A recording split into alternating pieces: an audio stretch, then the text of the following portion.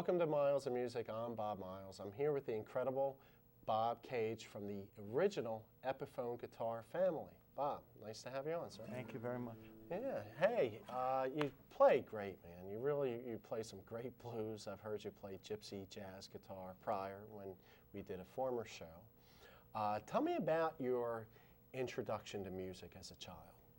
Oh, as a child. Well, basically, I got a guitar when I was 10, and I heard the Beatles, and that set me off right away. I was learning Beatles songs. I had a teacher, and I started with a Gretsch guitar, believe it or not. Okay. And it got stolen after 3 weeks of having the guitar, and then I got a Gibson.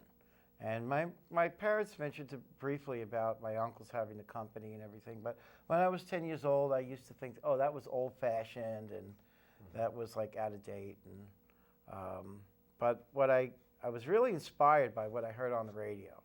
I heard groups like the Beatles, and then Bob Dylan, and then Jimi Hendrix, and then groups like the Iron Butterfly, and Sam the Sham, and all these groups, and basically in 7th grade we'd go down to the youth center, and they would have a band set up there, and I wanted to be one of those bands.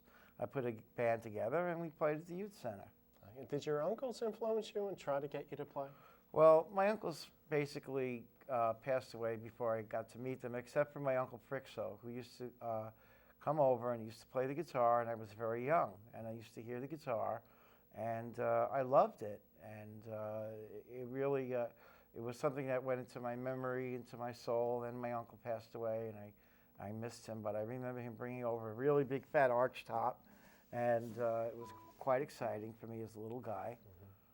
And I basically got sparked by hearing guitar players like Jimi Hendrix and Eric Clapton, and also Segovia was popular. It was a totally different world. But guitar was very popular when I was young, and I did a lot of playing. Any formal training? I had a teacher when I was 10 years old. I started with a teacher who was a violinist and a guitar teacher. I also had for a few weeks I had Julie J. was my first teacher. He was a blues player. And I went to school for music. I went to college for music. Okay. But when I was in high school, I used to play the guitar in the music room, and sometimes I would cut class to play guitar, but that was back then. And yeah, okay. So practicing as a child, how many hours a day? Well, that's an interesting question. I had a friend in school, in high school, named Tom, and I thought I knew everything about music, but Tom had an extensive blues collection, and I would talk about guitar players like Leslie West, and he would say, "Oh, that's just pop rock. You should hear a guitar player like John Lee Hooker, B.B. King, all the Django Reinhardt, all the great players." And I would hear his collection of music, and basically I spent a lot of time with my guitar over my friend's house, that he would play spin records for me. I would be copying the riffs, and I learned a lot of music that way. Okay, all by ear. Well, by ear, yeah, mainly by ear. Even though I read music, it really didn't help me because they weren't writing out blues riffs with notes. Right. You just had to learn it by ear. And right. Now you play violin as well, right? I played violin. I started violin at 23. Okay. I wanted to have something to do with music when I got old. So so it's acceptable, right? Yeah. So how is that related to the guitar? Oh, very. I would say, they're both string instruments. You're dealing with. They're related in. Well, you could say they're related and they're unrelated. They're related in many ways because acoustics are the same no matter what instrument, and they're both string instruments with hollow bodies. Paganini was a very famous guitar player, violinist, and basically he used the guitar to compose a lot of violin work. So I understand the 24 Caprices for violin were composed on a guitar. Really? I took to the violin. A friend of mine had a violin, and I started playing it, and I liked it. So I just kind of delved into it after. Do you think it helps your guitar playing? Oh, certainly. I actually wanted to have a secret weapon to compete with the other guitar players. So I figured if I learn violin and I can do everything a violin player can do, I know that the guitar players can't do it. So maybe I would have an edge on it. Right. I heard that the violin is the hardest instrument to master. Guitar, second hardest. Do you find that to be true? Oh, I would definitely say so. Well, the violin is an instrument that you really have to grow into because bowing is something that you just can't learn overnight, but it's something that becomes part of your consciousness and your being, and it grows into you. So the bow is really difficult to deal with. But once you got that down, and you have a little time to practice, you can get over the main obstacles with the violin. It becomes rather enjoyable. Mm-hmm. And now you still practice every day, guitar and violin? I practice guitar and violin. I teach violin, so I'm very active practicing the violin now. Okay. I try to play a couple of concertos every day just to stay in form.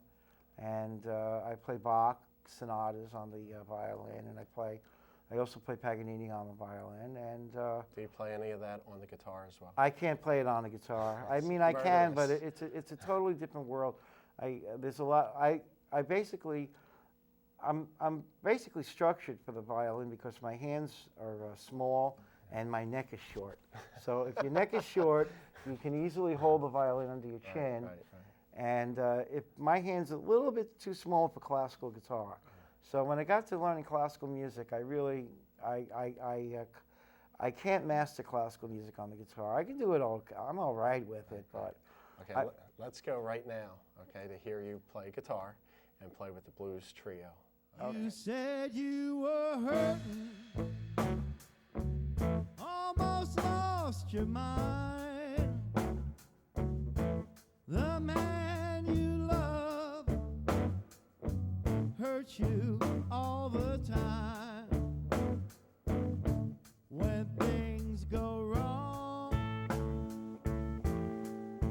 wrong with you, it hurts me too.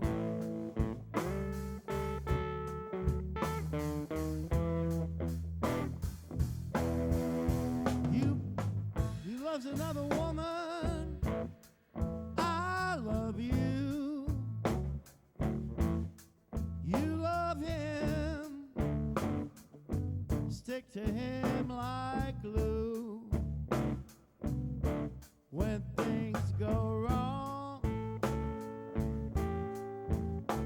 with you, it hurts me too.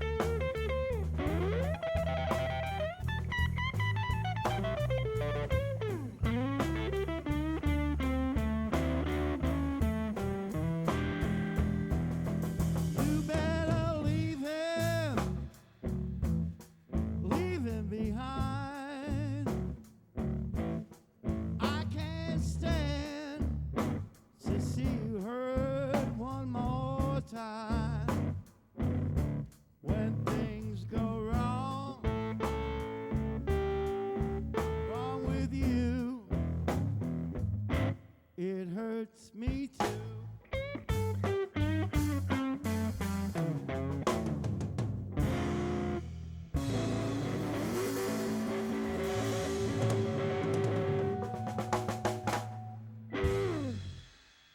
Bob, that was smoking. Really sounded great. It was. It really was. I enjoyed it. I enjoyed it. Now, your uncles own the originated the Epiphone Guitar Company. Yes. Okay, and what were their names? Epi, Orphe, and Frixo. Okay. Actually, my great-grandfather, Anastasios, started the original company, which was House of Staphopoulo. Wow, And what then, a name. And then they changed it over to Epiphone when they got real popular with the guitars. But Epi started building banjos. Banjos were the big thing. And then the guitars came. And what year are we talking? Oh, in the 20s, 30s, and 40s. Basically, they were big with steel guitars, and before Pearl Harbor, they were big with the Hawaiian guitars, and then All with the Epiphone name? Epiphone. Okay. Epiphone was very popular during World War II, and that's when they were their business was hit really hard because the government needed materials, and basically they closed up the shop. Really? Yeah, for the war, because they couldn't get any of the materials they needed for building amplifiers and The tubes. The vacuum tubes and tubes. Right. Okay. it was very different back then. And then when did it resurge and make the delve into Well, guitars? they never really got back into. Epi died in 1948, and they never really got back into making guitars strong because Epi was really the man that really had the know-how, and